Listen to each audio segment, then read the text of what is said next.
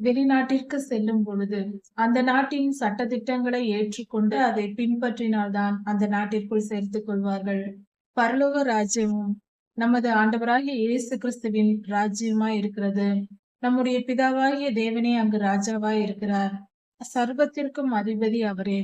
அந்த பரலோக ராஜ்யத்தில் நாம் போய் வாழ வேண்டும் என்றால், அங்கிருக்கிற சட்ட திட்டங்களை நாம் அறிந்து கொள்ள வேண்டும்.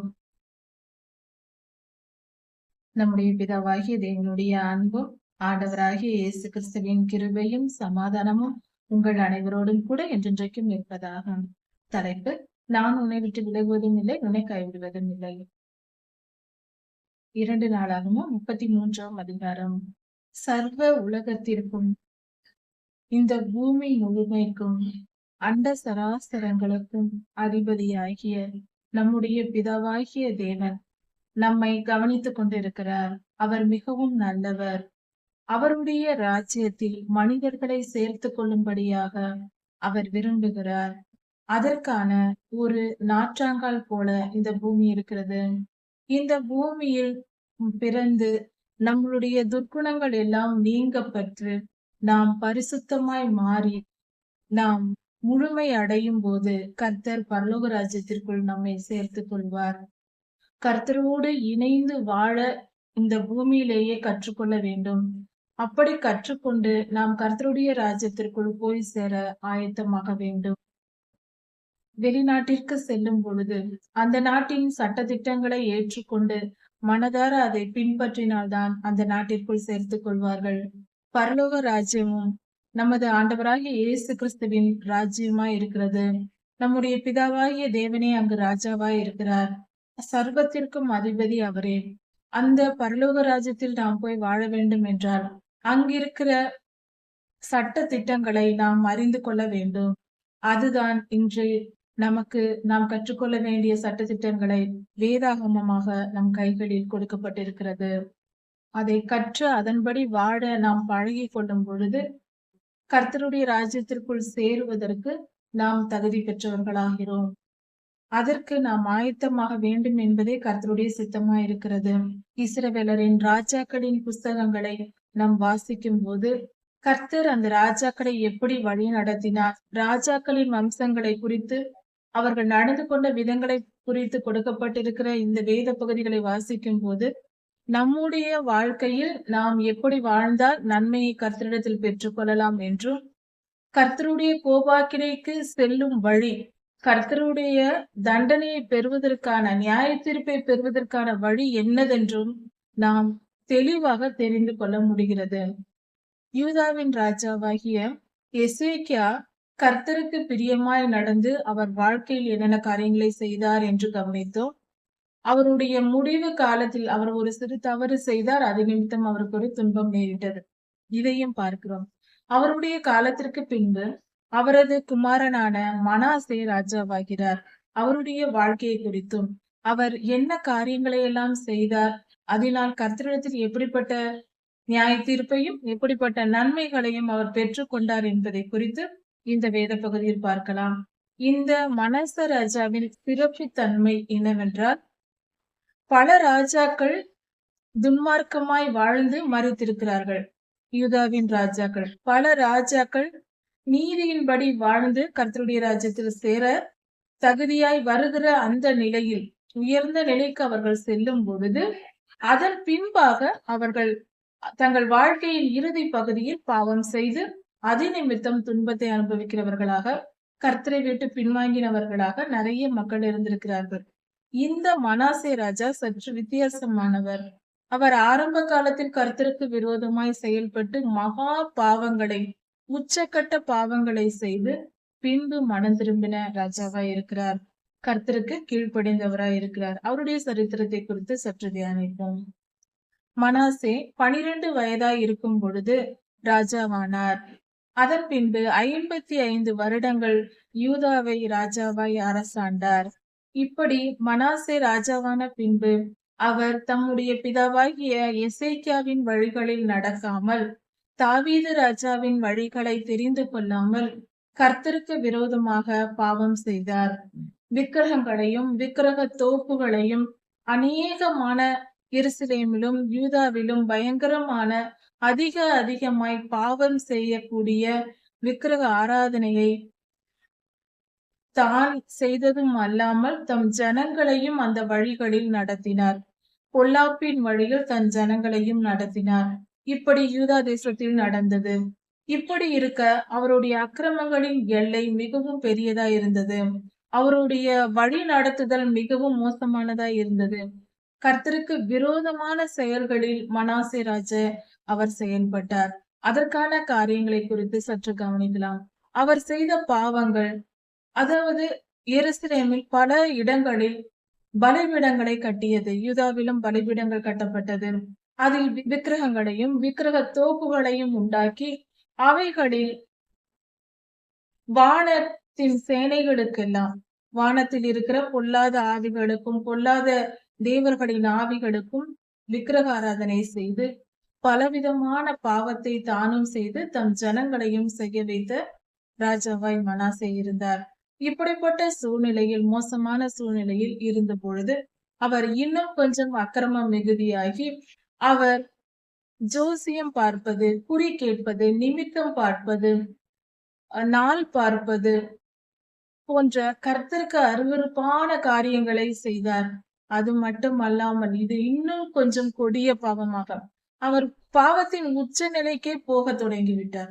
அதற்கு மேலாக கர்த்தர் மிகவும் அருவருக்கிற காரியமாகிய, கர்த்தருக்கு விரோதமான காரியமாகிய தன் பிள்ளைகளை தீ மிதிக்க பண்ணினார். மனாசே இந்த காரியங்களையும் செய்தார். பள்ளத்தாக்குகளில் தீ மிதிக்க பண்ணினார். பொல்லாத ஆவிகளுக்கு தன் பிள்ளைகளை தீ மிதிக்க வைத்து அதனால் மகா பெரிய பாவத்தையும் செய்தார். அது மட்டுமல்லாமல் கர்த்தருடைய தேவாலயத்தின் பிரகாரங்களில் 2 பிரகாரத்திலும் விக்கிரகங்களை உண்டு பண்ணி அங்கு வைத்து அந்த விக்கிரகங்களுக்கு ஆராதனை செய்யப்பட்டது. இப்படியெல்லாம் கர்த்தருக்கு விரோதமாய் எந்த ராஜாவும் செய்திராத அளவுக்கு மிகவும் கொடிய பாவமாய் இப்படிப்பட்ட காரியங்களை எல்லாம் மனாசே செய்தார். இப்படி செய்த பொழுது கர்த்தருடைய கோபத்தை பெற்றுக்கொண்டார். இப்படிப்பட்ட காரியங்கள் நடக்கும் பொழுது கர்த்தர் அமைதியா இருக்கவில்லை. அவர் பார்த்து கொண்டு சும்மா இருக்கவில்லை. கர்த்தரின் பேரில் நாம் எந்த குற்றத்தையும் குறையும் சொல்ல முடியாது. கர்த்தர் நீதி உள்ளவர். அவர் தன்னுடைய பிள்ளைகள் இப்படி வழிதப்பி போகிறார்களே என்ற வேதனையோடு கர்த்தர் தம்முடைய தீர்க்கதரிசிகளை அனுப்புகிறார். பல முறை அனுப்பி மனாசே ராஜாவை எச்சரிக்கிறார். ஆனால் தீர்க்கதரிசிகளுக்கு மனாசே செவி கொடுக்கவில்லை. அவர்கள் சொல்லை கேட்கவும் இல்லை, அவர்களுடைய வழிகளில் ஏற்றுக்கொள்ளவும் இல்லை. இப்படி கொடூரமாக மனாசே பாவம் செய்து கொண்டே வந்தார். இப்படிப்பட்ட நிலையில் அவருடைய அக்கிரமம் அஞ்சனம் பார்ப்பது, ஜோசியம் பார்ப்பது, நாள் பார்ப்பது, நிமித்தம் பார்ப்பது, இப்படிப்பட்ட காரியங்கள் இஸ்ரவேல் தேசத்தில் இருந்தால் அப்படி செய்கிறவர்களை கல்லெறிந்து கொல்ல வேண்டும், ஒரு ராஜா நியாய தீர்ப்பு கொடுக்க வேண்டும் என்று நியாயப்பிரமாண புஸ்தகத்தில் எழுதியிருக்கிறது. ஆனால் ஒரு ராஜாவே இப்படிப்பட்ட காரியங்களை செய்தது மகா பாவமாய் கர்த்தருடைய பார்வையில் இருந்தது. இது நிமித்தம் பலமுறை எச்சரித்தும் மனாசே கேட்கவில்லை. அதனால் கர்த்தர் தம்முடைய கோபத்தின் நிமித்தம் அசீரிய ராஜாவின் இடத்தில் ஒப்பு கொடுத்தார். கர்த்தரை விட்டு வழி தப்ப பண்ணின ஒரு ராஜாவாய் இருந்திருக்கிறார். பாவம் உச்சநிலை பெறும் வரைக்கும் அவனுக்கு ஒரு வாய்ப்பை கொடுக்கிறார். அப்படியே மனாசேக்கும் கொடுக்கப்பட்டது. இப்படி மனாசே மனம் திரும்பாததினால் கர்த்தருடைய கோபம் வந்து அசீரிய தேசத்தின் சேனாதிபதிகளிடத்தில் இவரை ஒப்பு கொடுத்தார். மனாசேயை ஒப்பு கொடுத்தார். அவர்கள் முச்செடிகளுக்குள் இருந்த மனாசேயை பிடித்து வெண்கல விலங்குகளை போட்டு மகா கொடுமையாய் கொடுமைப்படுத்தியிருக்கிறார்கள்.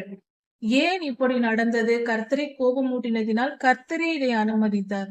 இப்படி மகா கொடுமைகளை அனுபவிக்கும் போது மனாசே தன்னுடைய நிலை மிக மிக மோசமான நிலையில் இருந்த பொழுது அவர் தன் இருதயத்தை கடினப்படுத்தாமல் அவர் நல்ல குணம் உடையவராய் நடந்து கொண்டார்.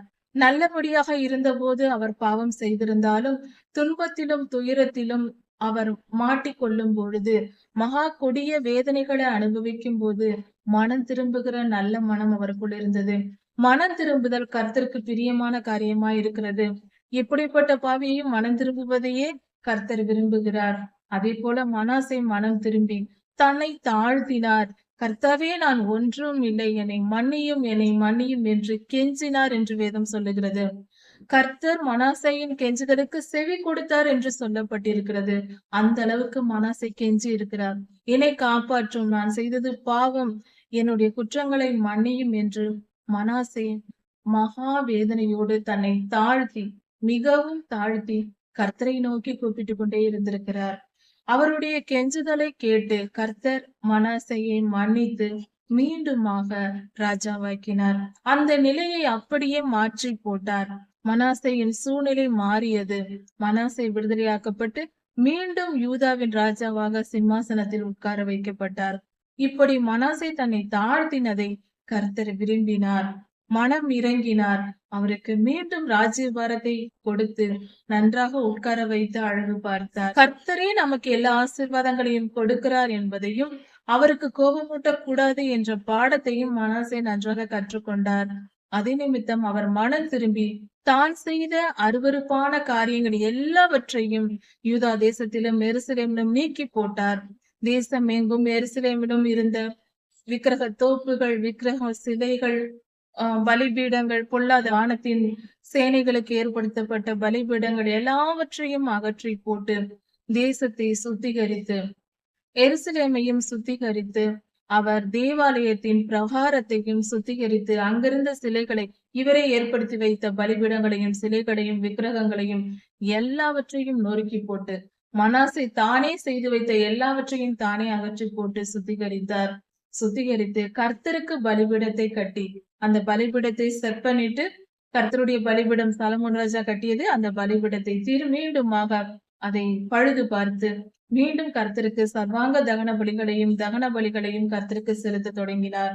இப்படி மனாசே மனம் திரும்பின மனாசையாய் மாறி தானும் திருந்தி தன் ஜனங்களும் கர்த்தருக்கு பலி செலுத்த வேண்டும், கர்த்தரை தவிர வேறு எதற்கும் நாம் பலி செலுத்தக் கூடாது, கர்த்தரே தெய்வம் என்று தானும் உணர்ந்து தம் ஜனங்களையும் வழி நடத்தினார். அப்படி இருக்க, ஆனால் பலிபீடங்கள் மட்டும் அகற்றப்படவில்லை. பல இடங்களில் பலிபீடங்களை வைத்து பலியிட்டு வந்தார்கள் ஜனங்கள்.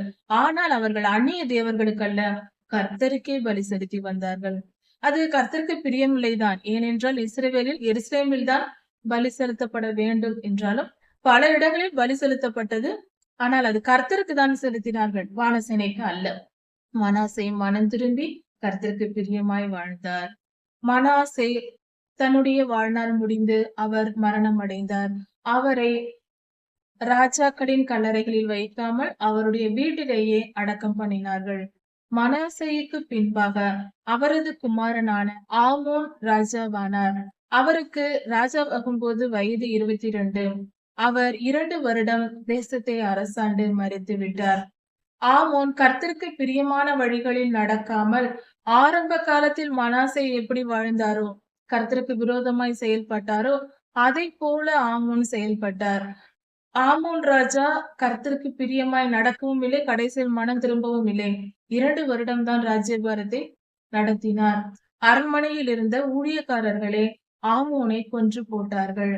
இந்த செய்தி யூதாவின் ஜனங்களுக்கு கேள்விப்பட்டு யூதாவின் ஜனங்கள் அரண்மனைக்கு வந்து அந்த ஊழியர்களை கொன்று போட்டு ஆமோனின் குமாரனான யோசியாவை ராஜாவாக அபிஷேகம் பண்ணினார்கள். இது யூதா தேசத்து ஜனங்களை செய்தார்கள். யோசியா ஆமோனின் குமாரனாய் இருந்தார். நாம் இதிலிருந்து கற்றுக்கொள்ள வேண்டியது, நாம் எப்பொழுதும் கர்த்தருக்கு விரோதமாய் செயல்படாமல் கர்த்தருக்கு கீழ்ப்படிந்து அவருடைய வழிகளில் நாம் நடக்கும் பொழுது கர்த்தருடைய ஆசீர்வாதத்தை இவ்வுலக வாழ்க்கையிலும் பெற்றுக்கொண்டு நித்திய ஜீவனையும் சுதந்திரித்துக் கொள்ளலாம்.